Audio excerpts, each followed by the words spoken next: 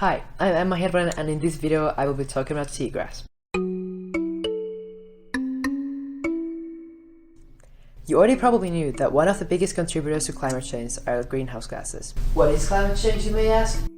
Climate change is a long-term change in the average weather patterns that have come to define Earth's local, regional, and global climates. One of the best ways of fighting climate change is getting to the root of the problem: greenhouse gases getting into our atmosphere.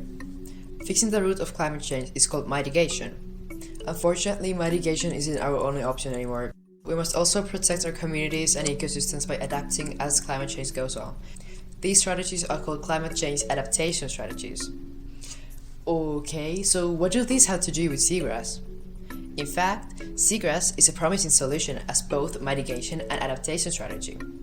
They resemble grasses with their long leaves, except that there are 72 different kinds of them, some with paddle kind of leaves and some with spaghetti kind of leaves. And nowadays, these seagrasses give home to an impressive amount of organisms. Many species of microalgae and invertebrates live on the leaves, and others live in the roots. Other organisms include clams and polychaete worms, which attract even more organisms such as fish, manatees, sea turtles, sharks, and octopuses. But there are some things that I'm a little worried about. Seagrasses are lost at an annual rate of 1.5% per year. What is even more worrying is that many threatened species rely on these seagrasses, and a quarter of the seagrasses themselves are threatened. So, as a mitigation strategy, seagrasses are excellent at carbon storing. The world's seagrass meadows can capture up to 83 million metric tons of carbon each year. Seagrass is super interesting if we compare it to tropical rainforests.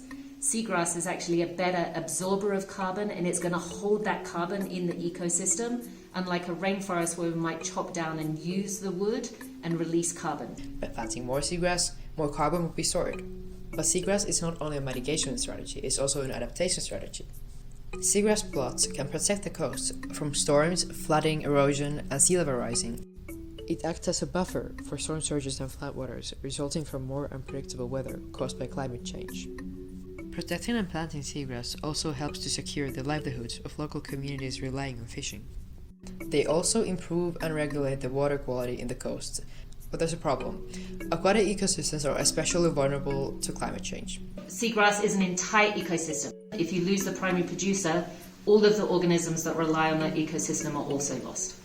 On a positive note, seagrass has been used in many countries to fight climate change already. A 20-year study in Virginia showed that with 200 hectares of planted seaweed, they could re-establish the ecosystem after a hurricane. Restoring and conserving seagrass populations has proven to be an effective way to fight climate change. Studies have shown that older plots store more carbon and nitrogen. But how can we as individuals support this? We can all be mindful when moving on water near the source. You can also raise awareness by spreading the information about how seagrass is actually pretty awesome. We must protect our home as a species responsible for climate change.